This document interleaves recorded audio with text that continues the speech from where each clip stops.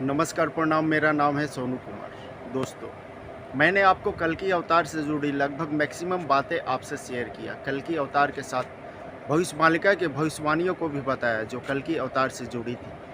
कल्कि अवतार एकमात्र ऐसा अवतार है जिनके जन्म के पहले, जिनके धरती पर आने से पहले ही उनके पुराण की रचना कर दी गई और इस पुराण में उस अवतार की सारी लीलाओं का वर्णन किया गया है। रामायण, रामचरितमानस की रचना प्रभु श्री राम के जन्म के बाद की गई थी, पर कल्कि अवतार में ऐसा क्यों किया गया? सतयुग से ही कल्कि अवतार का प्रमाण मिलता है। जहाँ भी कलयुग की व्याख्या की गई है, वहाँ कल्कि अवतार का भी जिक्र किया गया है। जब पूरी डिटेल में आप कल्कि पुराण पढ़ेंगे तो उसमें आपको हर जगह एक नया रहस्य सामने आएगा। एग्जाम्पल के तौर पर कल्कि अवतार के जन्म स्थान संभल स्थान को ही ले लीजिए। कल्कि पुराण में कल्कि अवतार का जन्म स्थान संभल बताया गया है। सभी वेदों के जानकार पंडित इसके अलग अलग मतलब निकालते हैं। इस विषय पर कोई नाम से इसे ढूंढ रहा है, तो कोई मीनिंग के आधार पर इसे डिकोड कर रहा है, तो कोई इसका विच्छेद करके। सभी धर्मों में युगों के अंत की बात मानी गई है। सभी अपने अनुसार इसका चित्रण करते हैं, रूपरेखा तैयार करते हैं। पर एक प्रश्न यहाँ उठता है कि भगवान विष्णु के 10वां अवतार लेने से पहले ही कल्कि पुराण की रचना क्यों की गई, या फिर कैसे संभव हुआ? क्या इसके पीछे कोई रहस्य है? कल्कि पुराण सामने रहने के बावजूद लोग भ्रमित क्यों हो रहे हैं? इसका हल ढूंढने की कोशिश आज की वीडियो में हम करेंगे। मे भी यह हो सकता है कि शायद यह अंतिम युग है, इसलिए कल्कि पुराण की रचना पहले की गई हो, ताकि लोग कल्कि अवतार के बारे में जान सके। या फिर ब्रह्मांड के रचयिता पहले ही जान चुके थे कि कलयुग की आयु छोटी होने वाली है। कल्कि अवतार के आने के बाद लोगों के पास इतना समय नहीं बचेगा, लिमिटेड टाइम में युग परिवर्तन को संपन्न करना चाहते हैं। और मेरे हिसाब से एक और रीज़न हो सकता है फेक कल्कि अवतार, जो इतने सारे हमारे सामने हमारे बीच प्रकट हो चुके हैं। यह भी अहम रोल निभाने वाले हैं कलयुग के अंत करने में। हम जिन्हें फेक कल्कि अवतार मान रहे हैं, उनमें से मैक्सिमम व्यक्तियों के अंदर आप देखेंगे कुछ न कुछ शक्तियाँ हैं। बेवजह ही वे अपने आप को कल्कि अवतार नहीं मान रहे हैं। इसके पीछे भी एक कारण है। वह कारण स्वयं कल्कि अवतार है, स्वयं नारायण, स्वयं जगन्नाथ है। उन्हें ऐसा कार्य सौंपा गया है, इसी कार्य के साथ उन्हें भेजा गया है इस धरती पर। कल्कि पुराण को इसलिए भी समय से पहले लोगों के सामने पहुंचाया गया ताकि इन वजहों से भी कल्कि अवतार का प्रचार प्रसार हो सके। कलयुग में कल्कि योद्धाओं के आने का जिक्र किया गया है, ये भी उन्हीं में से एक है। पंचसखाओं की रचना भविष्यमालिका के अनुसार सतयुग में अभी तक जितने भी भगवान के भक्त हुए हैं, उनके जन्म की बात कही गई है। आखिर क्यों? इसका कारण क्या है? 7 चिरंजीवी के बारे में आपने तो सुना ही होगा। उनका भी जन्म होना चाहिए था अगर भगवान कल्कि का साथ देने आए हैं तो, लेकिन उन्हें युगों युगों से इस धरती पर क्यों रखा गया? क्या आपने कभी सोचा है? फेक कल्कि, कल्कि योद्धा, 7 चिरंजीवी, यह तीनों कड़ियाँ आपस में ही जुड़ी हैं।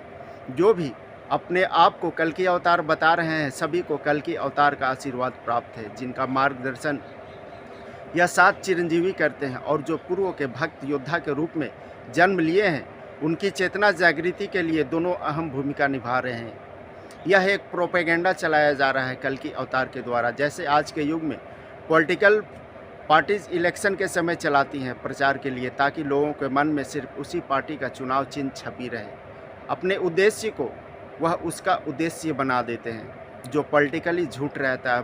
परिवर्तन परम सत्य है। कल्कि अवतार का भी जन्म युग परिवर्तन के उद्देश्य से हुआ है। लोगों को जागरूक करना, धर्म अधर्म, सत्य असत्य, पाप पुण्य को लोगों के बीच लाना है। यह भगवान के प्रचार का तरीका है। सभी अपने आप को कल्कि अवतार बता रहे हैं, क्योंकि कल्कि अवतार ने ही उन्हें यह कार्य सौंपा है, ताकि उनके थ्रू स्वयं नारायण लोगों के मन में हृदय के स्थान बना सके। अंत में एक व्यूअर का प्रश्न ले लेते हैं। कई व्यूअर से सवाल करते हैं कि आने वाले समय में आत्माएं प्रत्यक्ष रूप से मनुष्यों को दिखाई देंगी, वो समय कब आएगा? दुर्गा सप्तशती के चंडी पाठ दुर्गा कवच में एक लाइन है, मनुष्य यदि अपना मंगल चाहता है तो बिना कवच कहीं न जाए। ऋषि मार्कंडेय मनुष्यों को रक्षा के लिए यह कवच का जिक्र करते हैं। जो ये पाठ करते होंगे उन्हें यह पता होगा, जिसका अर्थ है बिना कवच के आप अगर कहीं जाते हैं तो आप पर नकारात्मक ऊर्जा का अटैक हो सकता है। आपके किसी भी बॉडी पार्ट्स पर ये कवच ये कवच आगे चलकर रामबाण का काम करेगी, क्योंकि पूरी धरती नकारात्मक शक्तियों के प्रभाव में आ जाएगी, जिसका उदाहरण अभी से ही दिखने लगा है। यहाँ भी सेम वैसा ही है। कल की अवतार अभी सामने नहीं आए हैं। अगर शैतान अभी हमारे सामने आने लगे तो मनुष्य जाति ही समाप्त हो जाएगी, क्योंकि कवच कल की अवतार है। यह उस समय घटेगा जब धरती पर कल की अवतार का प्रभाव दिखने लगेगा। ये ऐसी आत्माएं हैं जो फोर्थ डायमेंशन से निकल चुकी हैं। कली पुरुष के ये मेन हथियार हैं। इनकी पहुंच दूसरे ग्रहों तक हो चुकी है। पाताल लोक और शुक्र ग्रह से इनका संबंध स्थापित हो चुका है। शुक्र यानी शुक्राचार्य, दैत्य एवं असुरों के गुरु। शुक्र के द्वारा भी धरती पर हानि पहुंचाई जाएगी, क्योंकि कलयुग में हर किसी को न्याय मिलने वाला है। कई ऐसे दैत्य और असुर हैं जो देवताओं के हाथों छल से मारे गए थे प्राचीन काल में। उन सभी का जन्म होगा। एक मौका उन्हें अवश्य मिलेगा। उसके बाद इनका अंत कल की अवतार करेंगे। ये अटैक बेसिकली शुक्र ग्रह की चाल पर डिपेंड करता है। ये कौन सा समय निर्धारित करते हैं, अभी वह समय नहीं आया है, क्योंकि अभी मनुष्य ही इन असुरों और दैत्यों का काम कर रहे हैं। कलयुग के इस संधिकाल में मनुष्य ही दैत्य और असुर बन चुके हैं। संभवतः यह उस वक्त होगा जब धरती पर थोड़ा सत्य आ जाएगा, सभी खुशहाल रहने लगेंगे।